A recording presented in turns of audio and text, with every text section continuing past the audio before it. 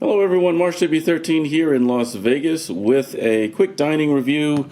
And this evening we've ordered takeout from Din Tai Fung, which as far as I can tell is a Taiwanese-based dumpling chain with a location right here in Las Vegas at the Aria Resort and Casino. I ordered via the mobile app and picked up the food within about 20 to 30 minutes. I'm just going to start removing the food items from the bag, and we have, looks like a cucumber salad. I believe this is a seaweed and tofu noodle salad, and I think this may be some mustard greens and some utensils and condiments perhaps. And then it looks like we have some taro-filled xiaolong bao, some maybe chicken xiaolong bao, which are the soup dumplings, of course. I think these may be pork buns, and finally, I think this could be some egg fried rice. So let's check it out. I just love that they provide these little condiment packets of chili oil, vinegar seasoning, and soy sauce, and you can kind of mix your own dumpling dipping sauce, I suppose. I'm going to give a little taste of each of these items, and we'll start with the cucumber salad here.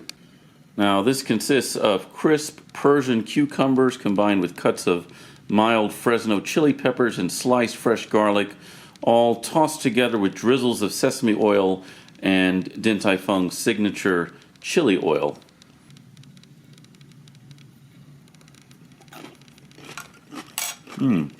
What I can say is I love the cut of the cucumbers. These are almost cube-like pieces, very crunchy. They've maintained their integrity after having been tossed with the sesame and chili oil. The spiciness is kind of a mild heat that builds over time, and the sesame oil really comes through, but it doesn't overpower the dish. It's very nice and just so refreshing. Next is the seaweed and bean curd salad, which is a summertime favorite. And it consists of crisp bean sprouts, smooth glass noodles, springy bean curd, and thin strips of seaweed tossed in a traditional vinegar-based dressing with a light touch of chili oil.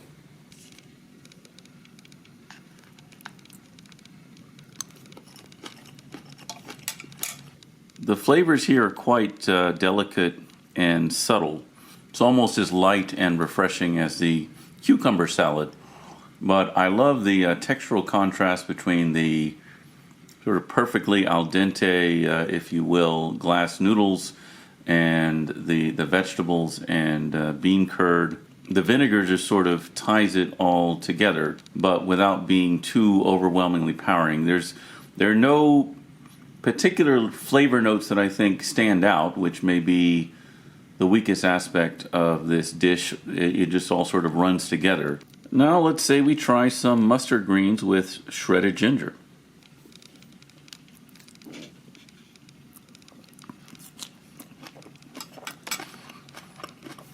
This is also very good, quite light, lighter than I expected from a sautéed dish. It almost seems more steamed, and the ginger is much less prominent than I imagined. So this is by far, I would say, the most pedestrian of dishes. And it's also quite expensive, but as you can see, you get quite a bit of mustard green. So if you are a mustard green lover, then this is definitely for you. Now, there were other vegetable options. If you want your greens, they have spinach with garlic, they have Taiwanese cabbage with garlic, kale with garlic, and broccoli, string beans, and even bok choy, which I think I've gotten before. But the mustard greens are very good. Now, these are kurobara pork buns, which are simply buns filled with kurobara pork, which is a very common filling at Din Tai Fung in their dumplings and their xiaolong bao and other dishes. And I believe kurobara pork is just a very special breed of Japanese pig. So let's dig in. So the filling inside is more of almost like a fully intact meatball than what I was sort of expecting, which is more of a loose ground pork kind of a thing. The kurabata pork does indeed just taste like some very good dumpling filling, but surrounded by a bao instead of the typical dumpling dough. And the ginger really comes through here. I'm not sure I would necessarily recommend this, given that dumplings are the official specialty at Din Tai Fung. So you may wish to spend your money and devote your taste buds to that experience instead. But this is very good. And this is supposedly just some traditional Taiwanese egg fried rice. Let's give it a shot.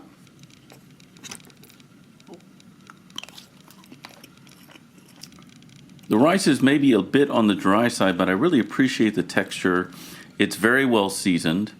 I think at a lot of American Chinese restaurants, we're accustomed to extremely soy sauce forward fried rice. This sort of omits all of that, but you can add your own if you choose. And it just has this wonderfully mild, sort of savory flavor. Again, very well seasoned. And I love the little bits of egg and green onion interspersed throughout. And here we have some chicken xiaolong bao. Xiaolong bao being, of course, the famous soup dumplings that are the specialty of Din Tai Fung. This uses fresh chicken ground daily in-house, as opposed to the more perhaps traditional pork. So you should get sweet notes of carrot, celery, and hints of aromatic ginger and green onion, and of course, the hot soup that awaits you when you bite into a xiaolong bao. So let's do that now.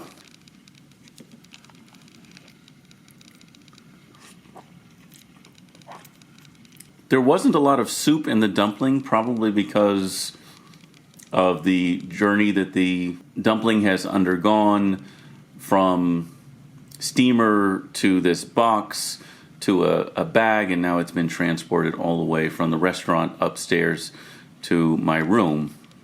So I would say the experience was just okay. The chicken was fine. It wasn't necessarily heavily spiced. You didn't get nearly as much of the ginger. So overall, I would give this more of a middling score, I suppose, particularly in view of the fact that this is the specialty of the house. And for dessert, here we have something quite special. Sweet taro xiaolong bao. Now they also have chocolate and mochi xiaolong bao, red bean and mochi xiaolong bao, sesame and mochi xiaolong bao, and chocolate. But the sweet taro, of course, is, as the name implies, it's kind of a paste of taro filled in the signature delicate xiaolong bao skin.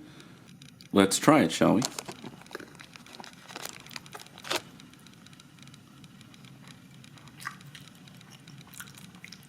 The filling is very, very good. It's not too sweet. It's quite subtle.